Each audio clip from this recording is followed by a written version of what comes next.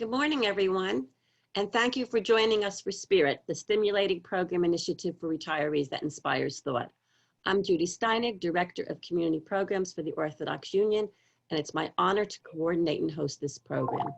Spirit started a few years ago, first as an on-site program, and now we're happy to present it as an online program for baby boomers, empty nesters, retirees, not yet retirees, sandwich generation parents, and seniors. All of us who are looking for educational, intellectual, and spiritual growth. Since the pandemic, Spirit has become the perfect way for everyone to engage in a virtual and safe setting. Today, we're very happy to welcome back to the Spirit Forum, Mrs. Faye Wilbur, LCSWR, who is the Director of Community Relations of Mishkan of the Jewish Board. She's also a therapist in private practice in Brooklyn, New York. Several weeks ago, many of you will remember that she gave us a wonderful presentation on family relationships, which you can access in the Spirit archives now, or later after this program. Today's program will prepare each of us for the challenges of our upcoming Yontif season, one which we will have never experienced before. But we did it for Pesach, and now we're alone together again and preparing for the Chagim. It is an honor to turn the Spirit Forum over to Mrs. Faye Wilbur. Hi, good morning, everybody. It's so nice to be back, and I want to thank Rebbitzin Steinig for inviting me back. Some of you were lovely enough to send me emails afterwards, so I have a feeling we have a little bit of a relationship going here. And I welcome everybody's comments in the chats, and if you don't want to do it during the chat, feel free to email or phone me. All that information will be at the end of the slides. Yes, we never would have thought we were doing this once, certainly not doing this twice. And one of the things that we know about ourselves as Jews is we have much experience living through trauma, persecution, enslavement. So now we're in quarantine. Not the first time anybody's been in quarantine. And we as Jews know what it feels like to have to figure out how to manage with a crisis. How do we approach a crisis? So what I tried to do for this presentation this morning was to give you the Jewish perspective on everything and then to follow it up with the mental health perspective. One thing you're going to notice is Ein Chadash. Nothing is new. We had everything in our sources. So the Baal Shem Tov talks about the three-pronged approach to a crisis. We have Hachna'ah, yielding, which is acceptance. This is what it is. This is what we have been given. This is how we're going to look at it. We're not going to pretend. We're not going to deny. We're just going to say, this stinks. We're really not happy about it, but this is what it is. And once we start at that place of giving in and accepting it, it makes it a little bit less hard to handle it. Part two is Havdalah, discernment. So there we need to separate between fact and fiction. We need to understand what's real and what's not real. That's very difficult. I think it's always been difficult. I don't know if it's necessarily more difficult now than it has been in the past, but we get a lot of confusing and mixed messages. And it's very hard for us as lay people to know what's true, what's not true, what should we do, how should we continue, and to differentiate. One of the things Rebbitzin Steinig and I were talking about was, before we started this, was trying to figure out what's an okay way to look at things and how do we know where we are at this point in time. So taking the reality and figuring it out. The next part of it is hamtaka, sweetness, and that is challenging ourselves. we need to look at ourselves and say, how can I make lemonade out of these lemons? What can I do to find the kernel of goodness in all of this? What is better in your life since the pandemic? There might be something. You might have absolutely hated going clothes shopping, and it was one of those things you did because it was necessary. And now you realize it's really not necessary. Either you can wear what you own, you can order online. So you might have been able to take something that had been part of your life that you weren't necessarily thrilled with and to move it, to just change it, to do it differently, to figure out how to make things better for you. And using that emotional energy to find the good in a situation is one of the opportunities that we need to take for ourselves and to use well. So now that we've done the hashkafic piece, we're going to go to the mental health piece. And there is a technique in treatment called ACT, Acceptance and Commitment Therapy. If you want to watch a very cute YouTube video, you can put Russ Harris's name into YouTube, and he has a very short clip explaining it, and it's a fun YouTube video to watch. It's not a big time commitment, and you'll learn something. So I think that's all around a huge bonus for all of us. So we have acceptance. It means we're not going to say there is no pandemic. We're not going to say life is beautiful. We can pretend everything is glorious. Everything's the way it's always been. It's not. We just accept that things aren't the way we would necessarily want them to be. It doesn't mean that we're denying it. So if someone is ill, for example, and feeling crummy, they don't need to say, oh, no, I'm not sick. I don't feel crummy. They can say, I feel sick. I feel crummy. I don't like this. Just accept it. If we can accept things that are part of our lives, then we can use the opportunity to move with it. Which brings us to the component of cognitive diffusion. Face it head on. If we stick our heads in the sand and we're ostriches, then we might suffocate because you can't breathe if your head is in the sand. If we hide in a closet and pretend that nothing's wrong, likewise, things can only get worse for us. But if we face them, if we look at the reality and we say, okay, this is a really stinky reality. How can I make it less terrible? What can I do to make it better?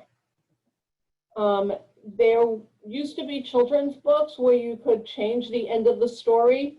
You would read it and then it would say, if you would like to take an adventure into the jungle, go on to page 47. If you'd like to take an adventure in the sea, go to page 31.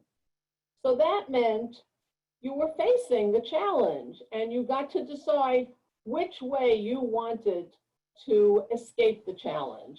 How did you want to overcome the challenge? And that's what we need to do. Being present means being aware of everything. No situation or very few situations are 100% bleak. They might be 99.8% bleak, but we still have that 0.2% that might be less terrible than what we had thought. And being present means we are experiencing everything. We are going through it. We're seeing the good, we're seeing the bad, and we're working on it. We're trying to take it all in with all of our experiences, with all of our senses, and we get to use the past experiences that we had in our lives. I would imagine that there is no one participating today who has not gone through at least one life challenge. Life challenges need not be major life traumas. They can be, you weren't part of the in crowd when you were in 6th grade and that felt terrible to you. Or it might have been something like a terrible loss in your family, or it might have been a fire. Like, I don't have to go through the list. We all know what terrible things are. But everybody here has gone through something and has come out the other side, so that you all have a toolbox that you can refer to help yourselves to figure this out. So when you talk about the selfless context, that means we have ourselves and we have the greater world. We can use what's out there and we can use internally ourselves. If you're part of the OU workshop today, you have a set of values. There are things that we all hold important to us, things that really are not negotiable, that we understand, that make us better people, that help us be better Jews, that help us go through this life in a healthy way. That's what we need to likewise access and use well. And the commitment to action for many, many people is the hardest part.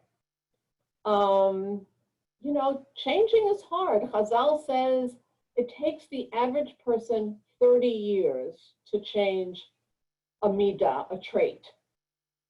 Change really takes time, it takes commitment, it takes persistence. It doesn't happen overnight. It's not something that you can just like wiggle your nose and poof, it changes. That's just not what happens. We have to work really hard to make any kind of change. So we have to make that commitment.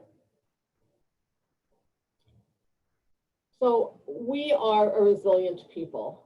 The fact that we have gone through so much for so many years, centuries, makes us more resilient.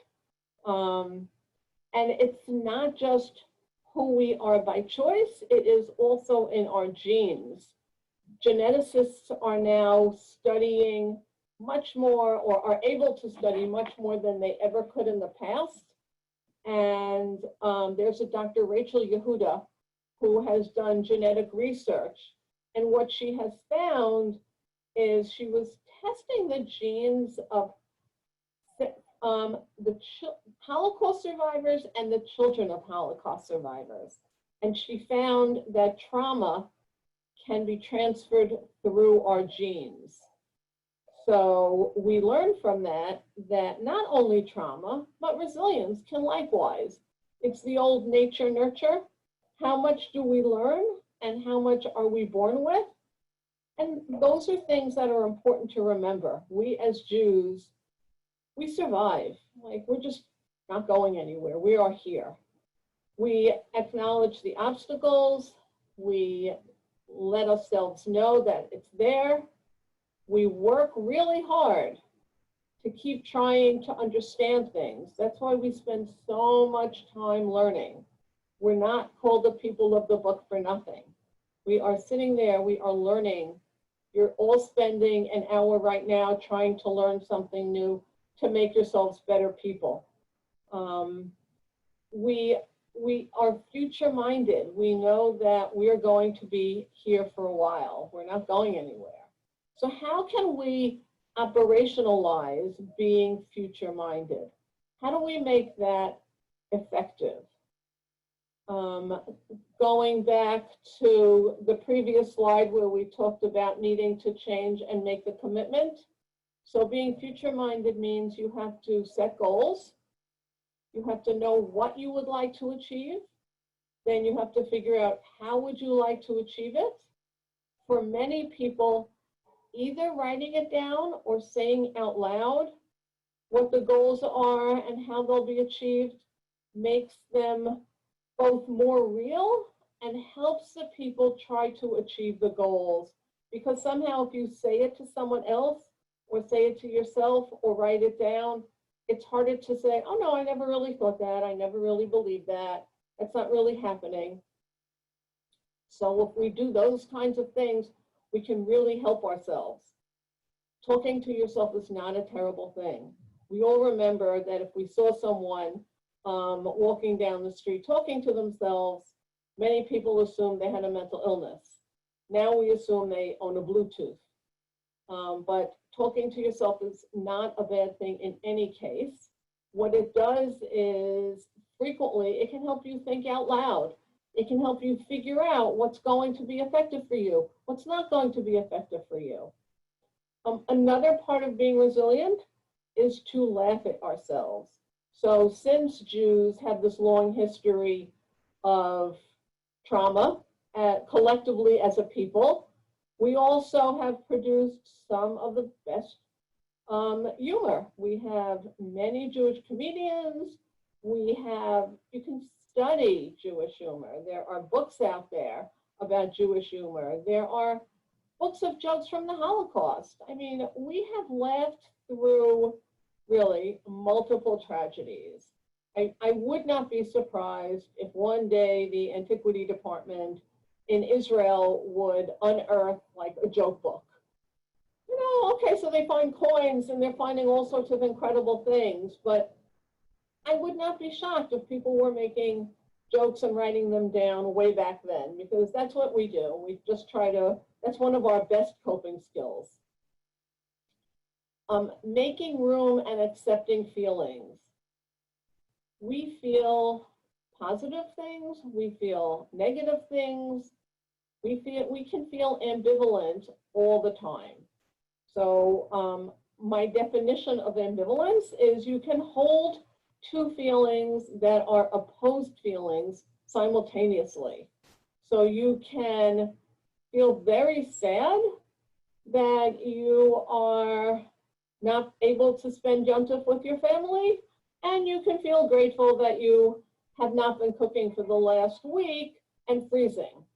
That's okay. You're allowed to feel both of those things. That's what makes us human. There's an incredible author, Dr. Edith Eva Egger. If you have not read any of her books or watched any of her talks, I highly recommend her. She is a Holocaust survivor she had some childhood trauma first, then she was a Holocaust survivor, then she and her family moved to America. She became a psychologist and has really gifted the world with some incredible books. So I highly recommend them. They can be your Yom Tov reading since you're not going to be schmoozing with everybody. So then we're back to what did we learn? So in Parshat Ekev, we have Moshe Rabbeinu saying, don't be so worried. Everything is okay. It'll be better. My favorite part of this is the word heitev. So, atat tizkor heitev ma'asa Hashem yifarach el paro v'chol Mitzrayim lo tira mehem. So, heitev means really well. Remember very well. Don't just remember a little bit what Hashem did to the Egyptians. Remember well, because that will give you strength, that will give you courage, that would help you cope better. You will be less nervous, less anxious, because you know that Hashem is there for us. Human nature is to be anxious, to say, oh, I can't do this, it's too hard. So Moshe is reminding us of all of that. We're constantly being reminded about our past successes, right? Nothing is insurmountable. We have overcome many, many things. I have a colleague here who was telling me yesterday about a woman who lives on her block, who is a Holocaust survivor and has no children of her own.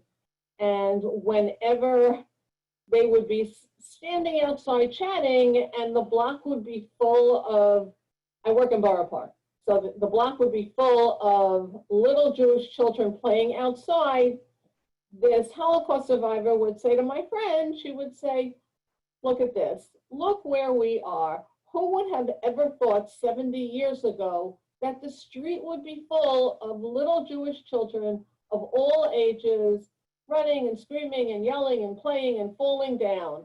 Because we overcome insurmountable odds, and we don't do it alone. So Elohim is our creator. He created us, and with his help, we can, as a people, do anything, achieve anything, try anything.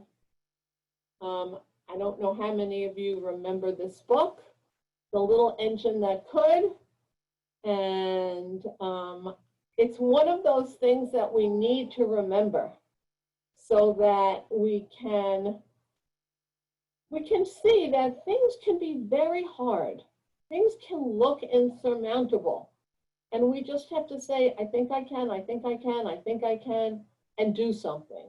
So saying I think I can is really not enough. Actually being proactive, taking energy for it is what we can do. I also threw that in because it's so cute. Okay, so then preparing to be grateful. So we have all the Haftorahs that we do during the summer after Tisha B'Av until Rosh Hashanah. In social work, we say that everything is a process. I work for Jewish Board during the day and I have a private practice at night, and I frequently say to my clients, things don't just magically change overnight. We have to work at it and we have to be patient. If we can understand that things will get better, it can make it much less hard for us, and we can manage so much better that way. But patience is really very essential. Another one of our very resilient ancestors is Viktor Frankl, the Austrian Holocaust survivor, neurologist, psychiatrist, author.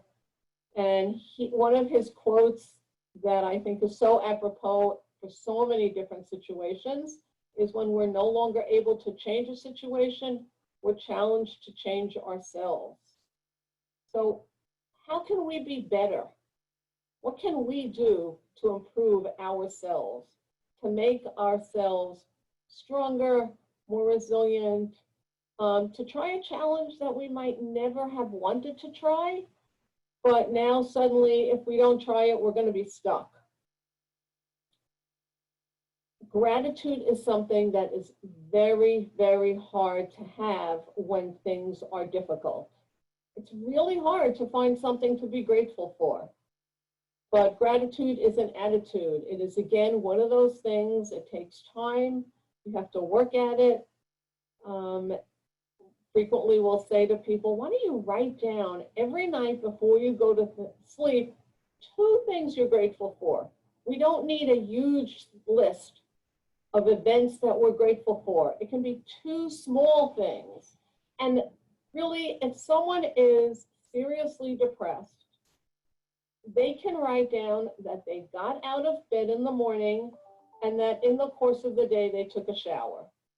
Those are things to be grateful for when you're in a deep depression and everything is hard for you. And really what you would love to do is keep your head under the covers and just wait for the day to go by. So acknowledging how hard things are, and that even tiny little things need to be accepted and be grateful for. When we go to Parshat Re'eh, they use the word happiness 7 times. It's achieving happiness and sharing it. When we can share anything, it makes it more special. It makes it more important. If we keep things just to ourselves, it doesn't feel quite as good.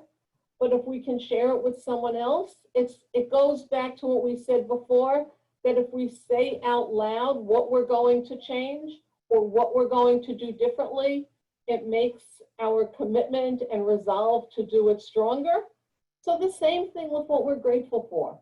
If we can tell somebody what we're grateful for, if we can tell somebody what we're happy about, that can likewise increase our joy and happiness.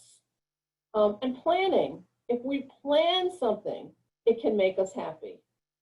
Research says planning vacations makes people happier than actually going on the vacations. Now, I'm not sure if that would be the case now when going on a vacation might not be happening anytime soon, but certainly the planning of any kind of event can give us hours and hours and weeks and months of pleasure. When you think about any simcha you might have made a bar mitzvah, you might have made a wedding, you might have made a birthday party. You planned it for days or weeks or months. So that whole time, interspersed with the stress and anxiety and all those minutiae details, was being really excited that this was coming up, that you were having this special event. So that's one of those things that can increase our happiness and our gratitude. Two researchers back in 2011, Emmons and Mishra, talked about the benefits. And they said there's evidence that when we are grateful, we build social resources, we strengthen our relationships, and we promote pro-social action. And again, pro-social action can be anything that you want. We also know how important it is to say thank you, because when we bench, we've finished eating. Achalnu v'savanu uberachnu. So we are thanking for the food we had, that we're full, and now we are saying thank you. I am including both the link and the picture of the self-care wheel. I just thought it was really a lovely thing for everybody to have. You can print it out or not, but I wanted you to have the opportunity to do that. Because what it does is, among other things, it points out to you all the different ways that we need to have self-awareness to take care of ourselves. They have suggestions on how you take care of yourself. You don't have to do the self-care examples that they're giving you. But I wanted everybody to see it because sometimes having ideas from other people that we know have efficacy can be really very helpful.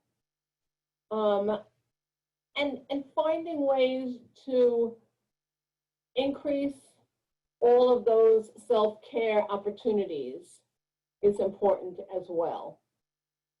I'm going to go through a few self-care because some of us are more oral learners and some of us are more visual. So I try to intersperse the two because that way, hopefully we're getting to as many people as we can. So one of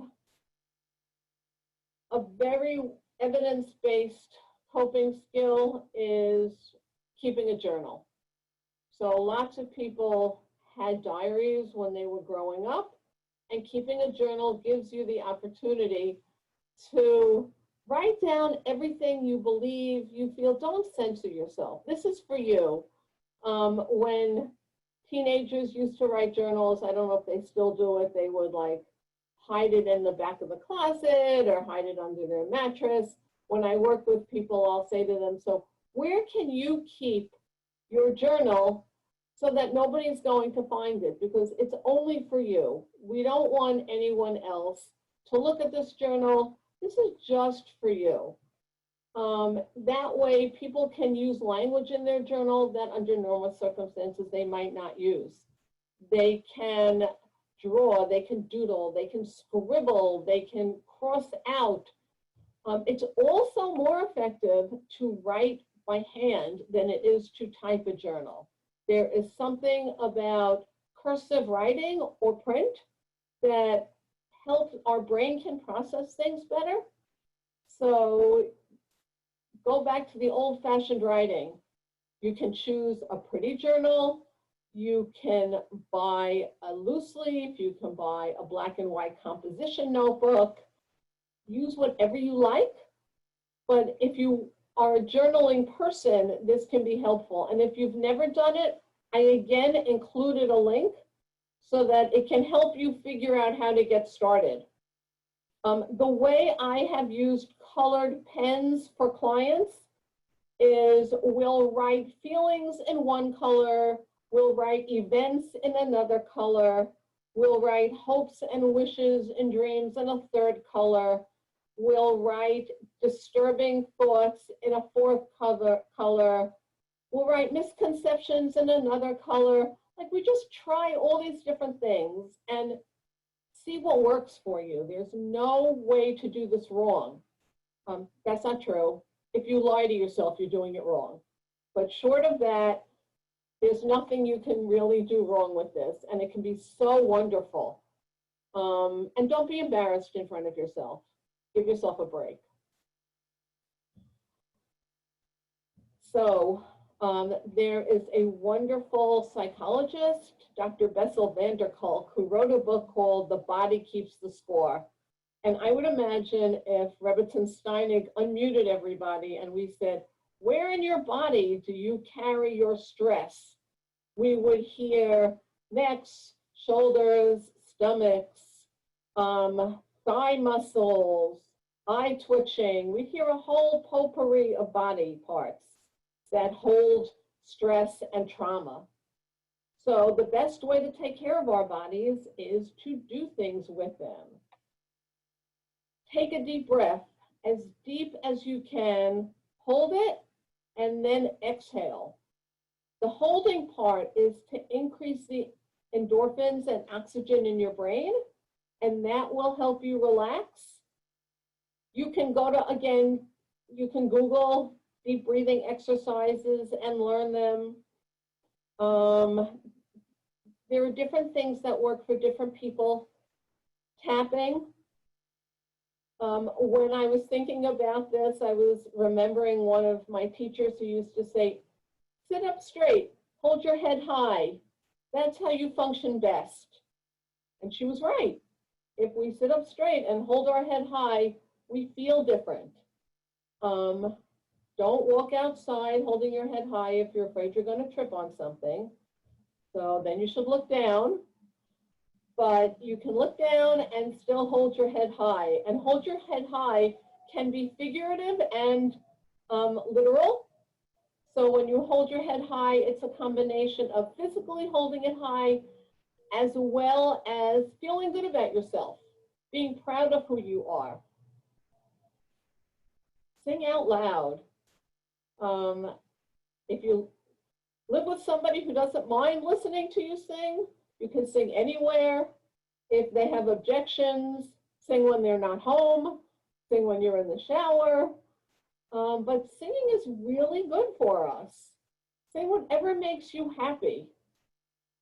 Physical activity, walk, bike, swim, run, jog, whatever is going to feel good for you.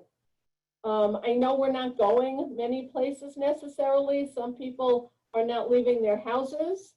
I read an article about a man who ran a marathon on his porch. I don't remember how big his porch is, but he was running on his little porch back and forth many, many, many hours because he wasn't going anywhere. So even if we don't have a lot of space, if you live in an apartment building, walk the halls. If you have a backyard, walk in the square, the circle, the oval, whatever shape your yard is. If you have a terrace, go out there and do it.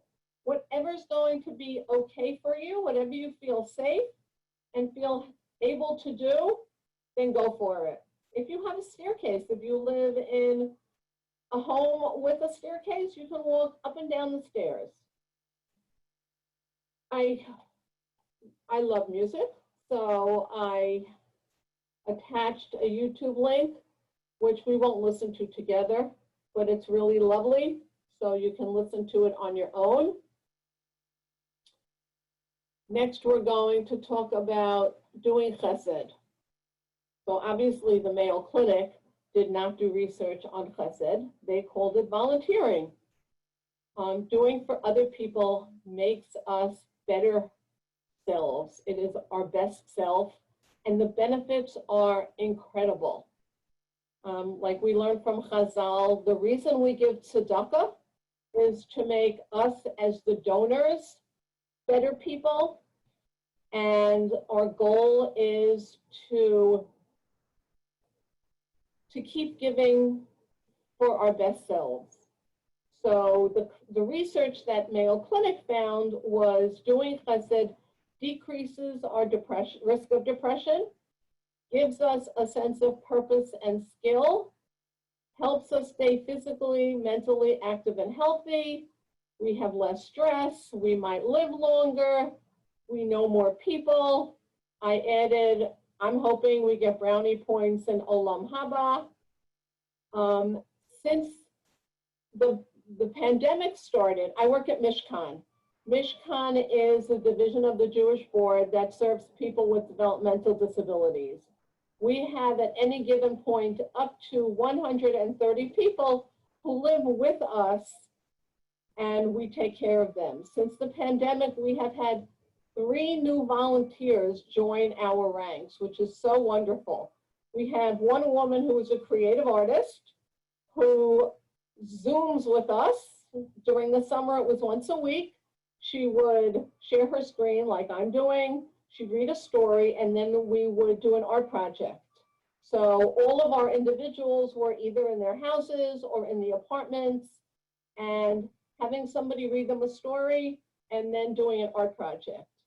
We have another volunteer who is a retired music teacher from the public school system. And we have a Zoom Oneg Shabbos every week. So it is absolutely lovely to see all the different devices from our individuals who live at Mishkan, singing, clapping, banging on the table as we sing Shalom Aleichem on Thursday afternoon. And then we have another woman who is a full-time employed working mother in her 30s who is now a phone buddy with one of the women who lives in one of the Mishkan houses. And she calls her once a week and they just chat for a few minutes about nothing. And all of the volunteers have said they are so thrilled to be doing this.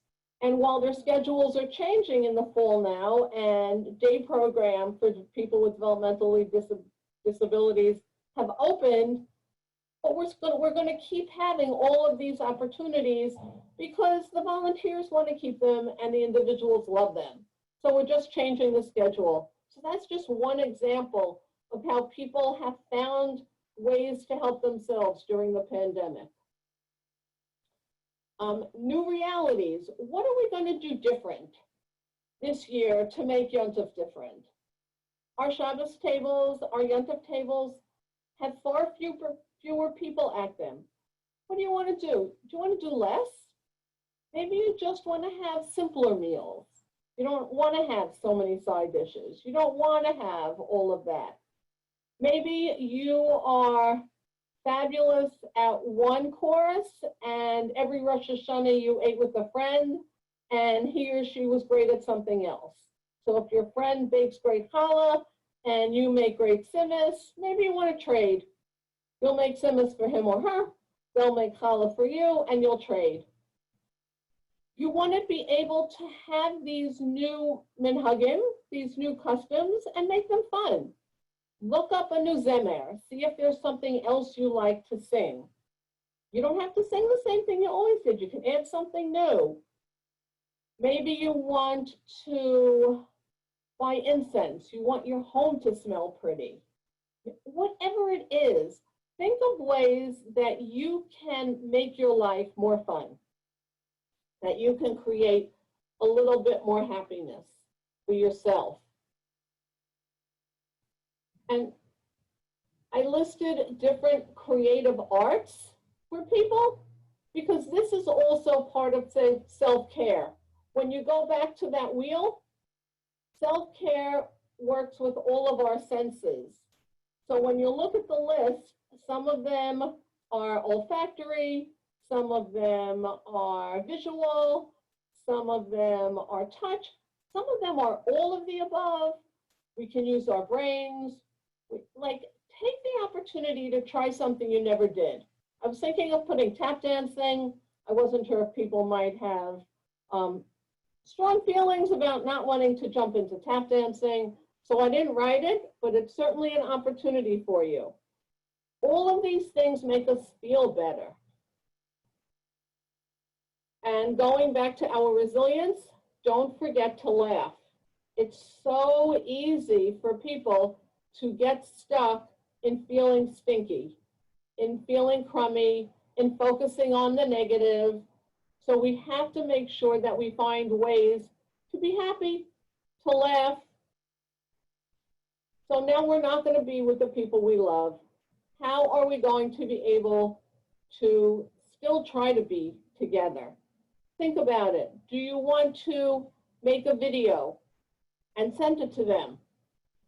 I don't know if you know how to make a video. Find someone who is 9 and they will teach you how to make a video. Send them an audio. Email them really terrible jokes. I think terrible jokes make people smile more than good jokes. If you want to have another kind of presence, let's say you were always flying to your children in Colorado for Sukkot. You can't go this year. Maybe you want to send them a decoration to hang in the sukkah. Maybe you want to send them lights. There are all these really cool personalized gifts. I put 3 companies down. I'm not getting any kind of benefit from them, but they're companies that will make personalized things. So they have calendars where you can attach pictures, mouse pin, all sorts of things. I did a workshop last week at a school, and one of the teachers had a mug, and there were all these pictures on it. And I said, that is such a lovely mug. And she said, one year, she's a preschool teacher, the parents in her class for Hanukkah, one of the parents got a picture of each child in that class and gave her the mug, which is just covered with these children's pictures. So how lovely is that? It is now, she told me they're now in 3rd grade. So we're talking, she probably had them 4 or 5 years ago, and she still uses that mug and thinks of them. So be creative and think of ways that you can be felt, your presence can be felt without you being there. Reminding ourselves that we're not really alone is very important. So if we go back to Tanakh, Abraham and Sarah, we are the multitude. We are here. Hashem is with us. We're never alone. We always have Hashem with us. Natan Sharansky gives us a few tips on how we can be resilient. He had many, many, many years to practice being resilient all by himself. So I thought he was a good choice.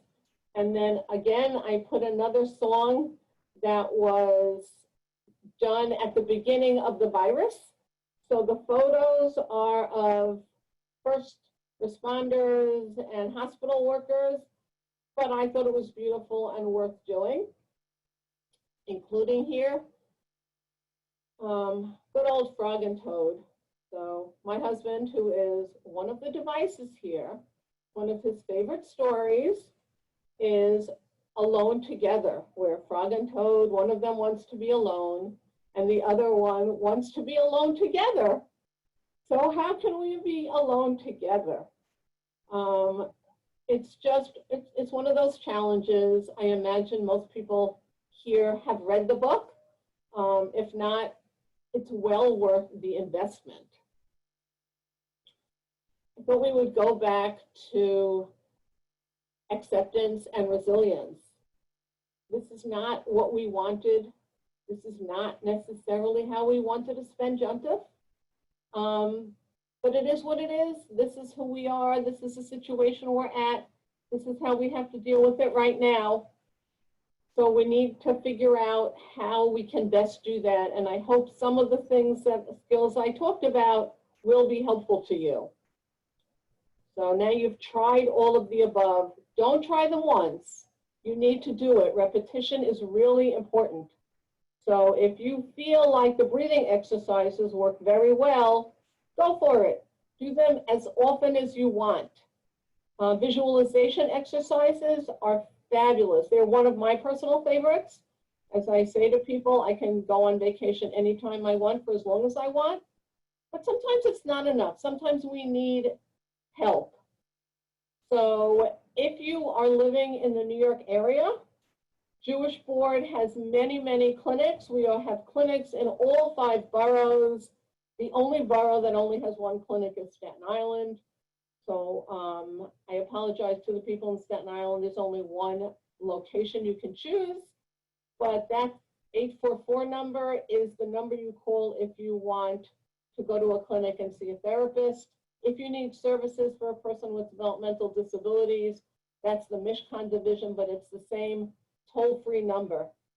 If you want to look for help with the private practitioner, Relief Resources is international. I know Rebbetzin Steinig told me there are people from around the world who go to the archives and watch these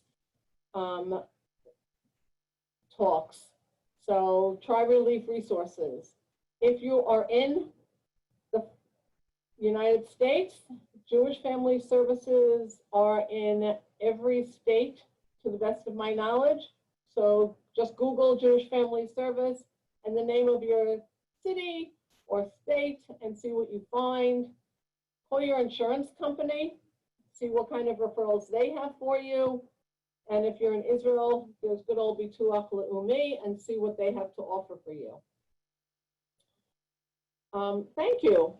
Thank you so much, Rebbetzin Steinig, for asking me to do this again. Thank you all for being part of this. I gave you one of my work numbers here at Jewish Board.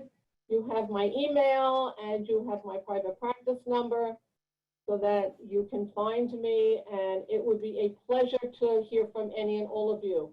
I want to wish everybody a kativa v'chatima tova, and in Yirtzeh Hashem, next year we will be out and about and with different stress, because we're never going to be completely stress-free. So thank you all.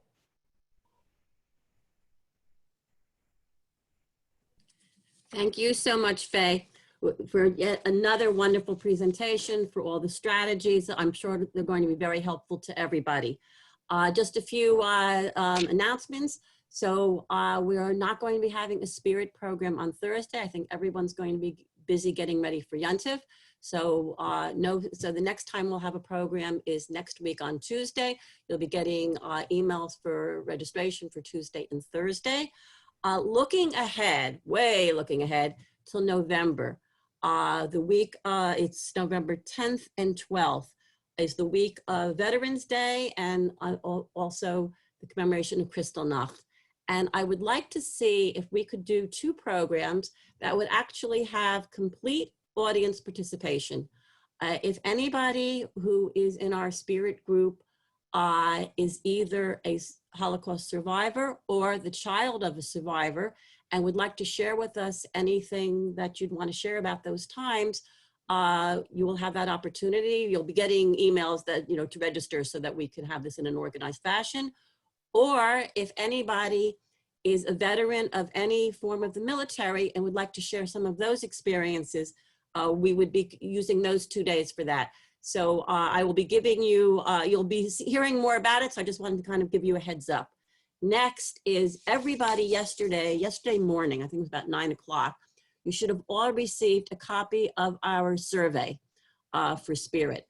This is really, really important that everybody fill it out, because this is how we know what you're interested in. It's how we improve the program and perhaps how we grow the program. If we can show people in the OU how excited you are about it and how much participation, it's extremely important. I will thank everybody that has filled out the survey already. Baruch Hashem, we've had over 200 people that have filled this out in really just 24 hours. But for the rest of you, please do it. You still have some time, but please do it with whatever comments you want to make. They're all fine.